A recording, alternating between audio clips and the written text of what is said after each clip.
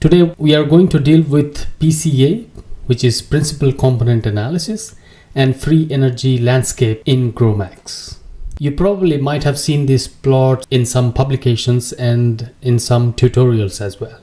So this is basically a free energy landscape or Gibbs energy landscape. What it represents is the free energy as a function of two reaction coordinates or principal components PC1 and PC2 of a molecular dynamics simulation. It may be protein simulation in solvent medium, or it may be a protein ligand simulation, or it may be a protein DNA simulation. So you can derive this free energy landscape from any sort of molecular dynamics simulation data. So there are two axes. One is PC1 axis and PC2 axis. Generally, how the principal component analysis has been analyzed based on the 2D projections. The PC1 and PC2 correspond to the first and second principal components, and these components are the directions in which the data shows the most significant variance, effectively capturing the essential motions or conformations of the system being studied, like a protein or a molecular complex. And the color gradient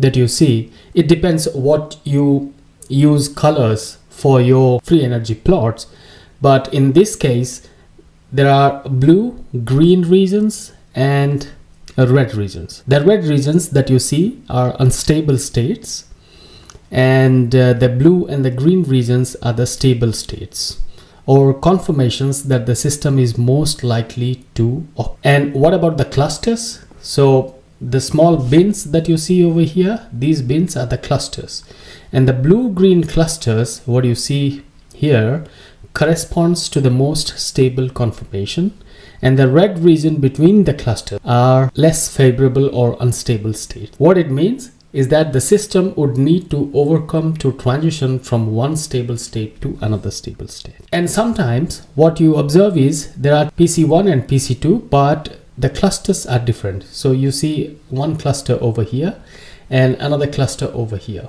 So what it means, why there is a separate cluster? So these are the distinct conformational states, and there are some energy barriers or structural transitions or partial flexibility or localized motions.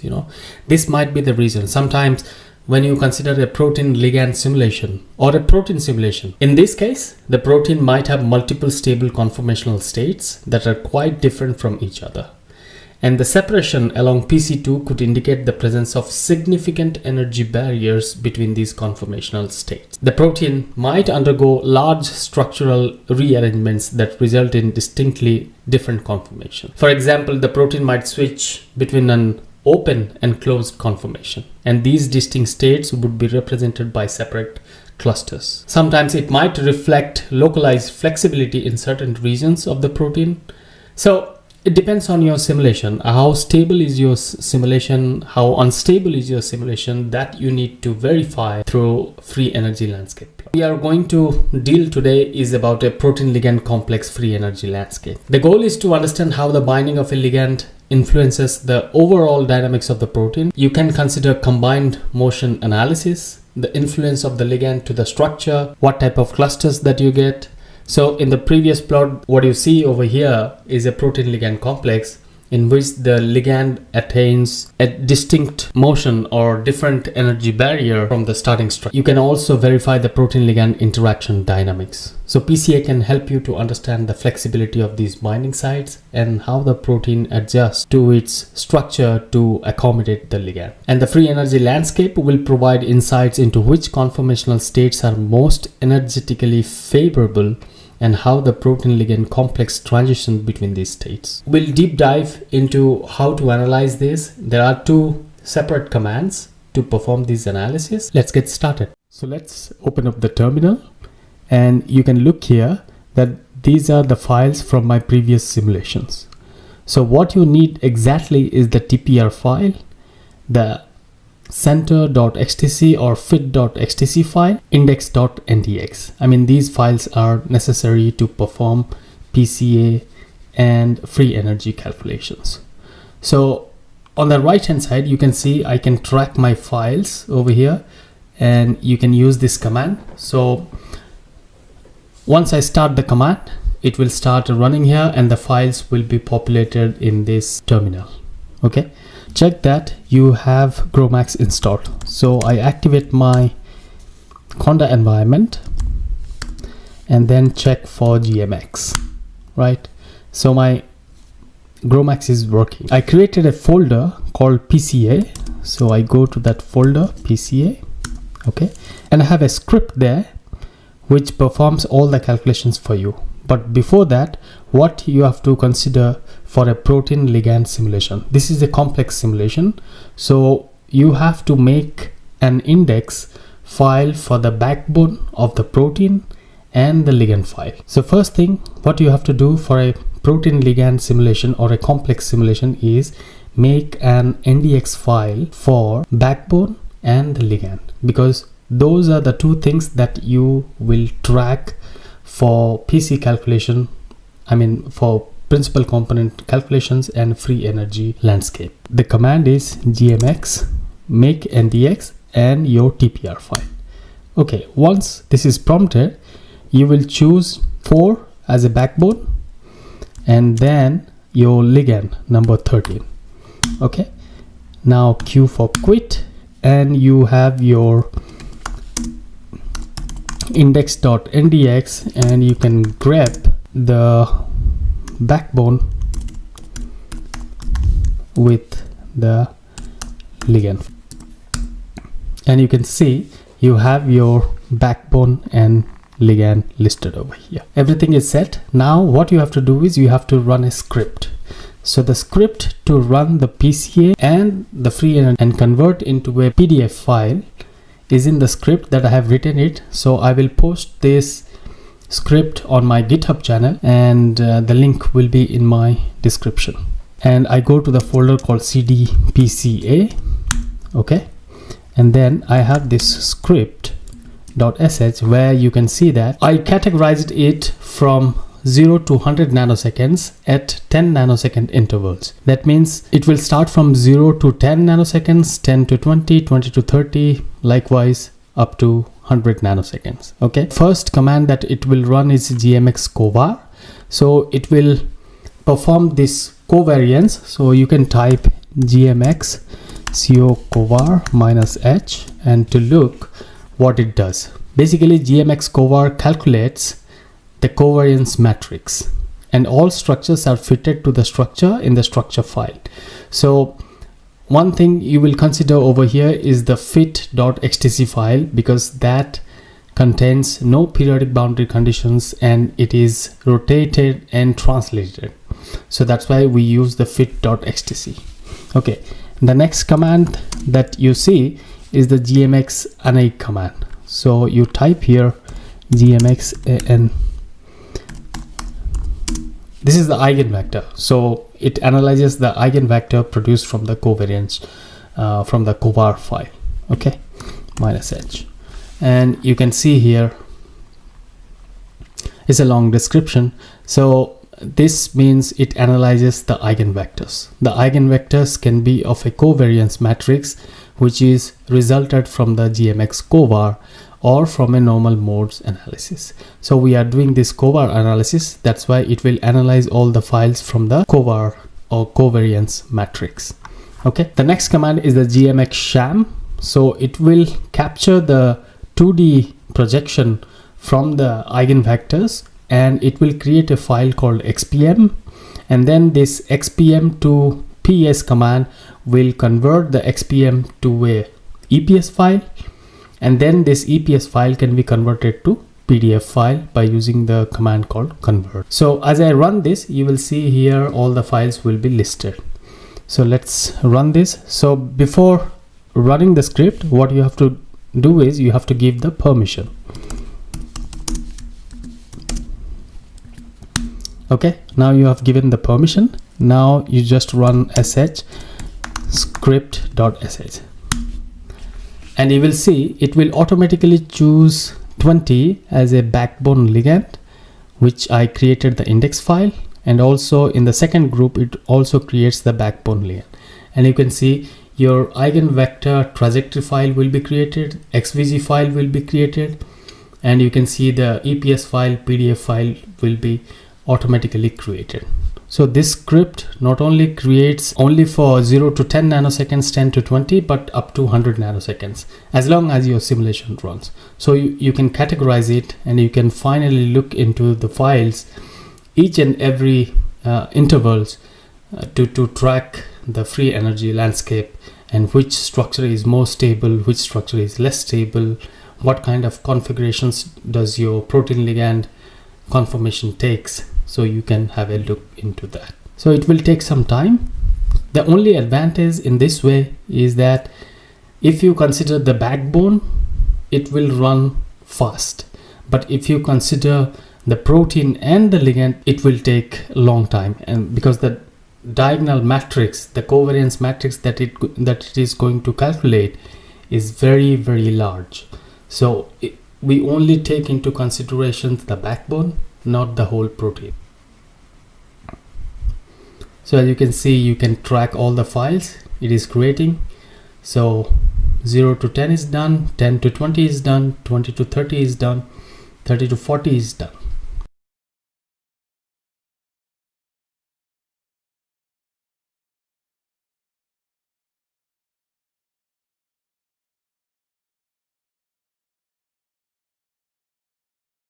Now it's done. Okay, so we can look into the files. So these are the files that are generated. So now let's try to execute the commands one by one, just to check how the files are being created. So I'm going to stop this, and I created a folder called 100 nanosecond. So cd 100 nanoseconds, and I press this command again, and let's navigate to that directory and try to execute the commands one by one. So the first command that you should consider is your covar command, right? So what it does is, you take the xtc fit.xtc file as an input, then you provide the tpr file, then the index file, and what it outputs is eigenvalue.xvz and one trajectory file, which is eigenvector.trajectory. Minus b means the first frame, minus e is the last frame, tu in nanoseconds. Okay, when you execute this, you have to choose 20, because we have created the index file for backbone and ligand. So 20, and in the second group also 20. Okay, and now here you can see the files will be created. The trr file will be created, and the eigenvalue.xvz file will be created. Alongside, there will be another file called average.pdb, and this average.pdb contains all the simulation trajectories, all the trajectories for your backbone and your ligand. I will show you by opening it in Chimera X, and you can see how it looks when the simulation is run for 100 nanoseconds and you try to calculate the eigenvalue or the eigenvectors. Okay, the first command is done. Now the second command is the eigenvector command. The command is aneig, and you provide the trr file which has been created, and then you provide the xtc file, the eigenvalue.xvz file which was created, and then the tpr file, your index file. Minus first means the PC1, minus last means PC2, and your 2D projection, and you name it as PCA 2D projection.xvz. Okay, again choose number 20, here also 20, and it will create the xvz file, the 2D projection of xvz. Okay, so this file has been created. Now the next command is your sham command. It will convert your xvz file to xpm file. Okay, and this is the command. Now a xpm file has been created. As you can see, this is your free energy landscape PCA xpm file.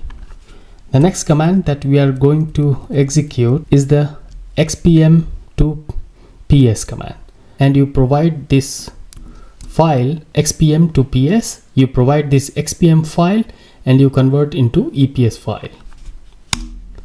Now it's converted to EPS file. The next command is your convert command. So you can convert this EPS file to a PDF file. And that's it. Your PDF file has been generated. Also, one more thing that I want to show, that this is the 2D projection that has been created, right?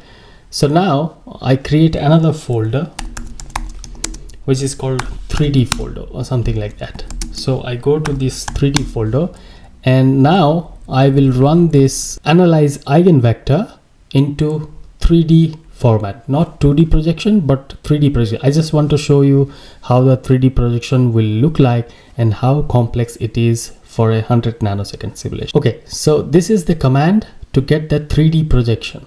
So you provide the eigenvector.trr, which was created before, and then you provide the ecstasy file, your eigenvalue.xvz file, your tpr file, and you provide this option -3D, and you provide your index file. Okay, and you choose number 20 as a backbone.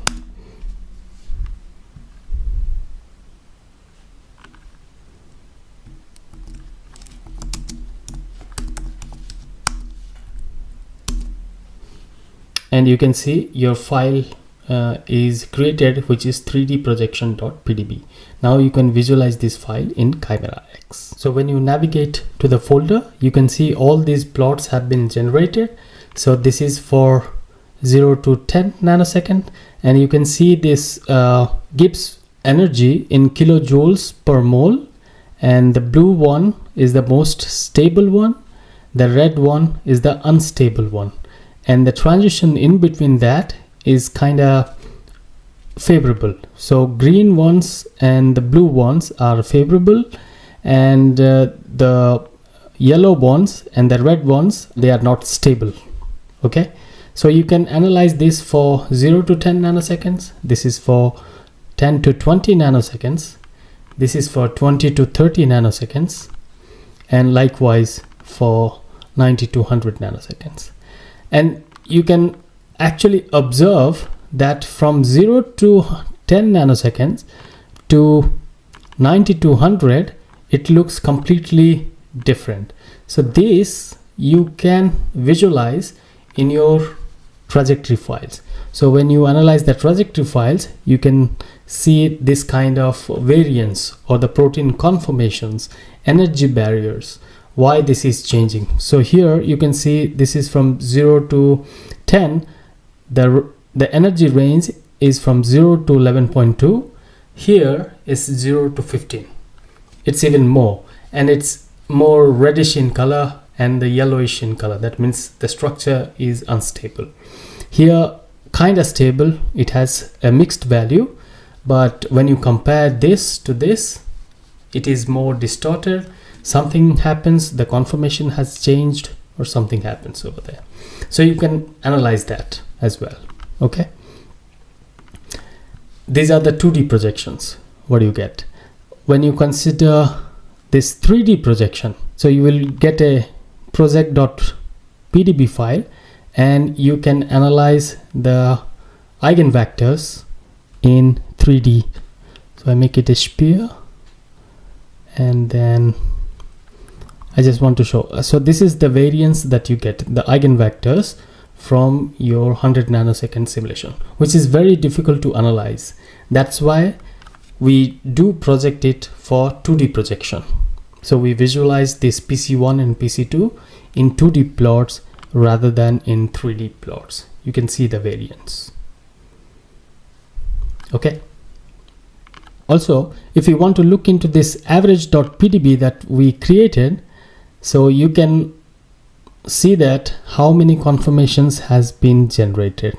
So when you open this average.pdb, and then simultaneously you open this TRR file, you drag and drop over here, and now you can see this little play bar, and you play it, and you can see how these eigenvectors has been created, how these eigenvalues are created, what kind of simulation or